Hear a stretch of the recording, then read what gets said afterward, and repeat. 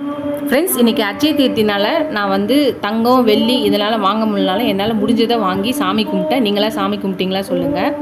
என்னென்ன பொருள் பார்க்கலாம் வாங்க. பச்சரிசி, வெல்லம், சர்க்கரை, மகாலட்சுமிக்கு உகந்தது கல்லுப்பு, அதுவும் வாங்கி வச்சுருக்கேன். பயிர்களில் பச்சை பயிர் ரொம்ப விசேஷம், தோரம்பருப்பு, அப்புறம் கிழங்கு வரலி மஞ்சள் வாங்கிக்கலாம், இல்லை மஞ்சள் தூள் வாங்கி வைக்கலாம். அப்புறம் மஞ்சள், குங்குமம், கிழங்கு மஞ்சள், அப்புறம் பாயசம் செஞ்சு வைக்கலாம்.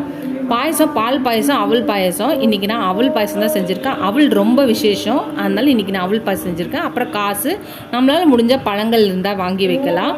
இந்த மாதிரி வாங்கி வச்சு நம்மளோட நம்பிக்கையோடு செய்யணும். அப்புறம் இந்த வருஷம் நீங்கள் செய்யலாம், அடுத்த வருஷம் செய்யுங்க. இது மாதிரி சாமி கும்பிடும்போது நம்ம வீட்டில் இருக்க செல்வங்களும் பொருட்களும் நிறைவாக இருக்கும்.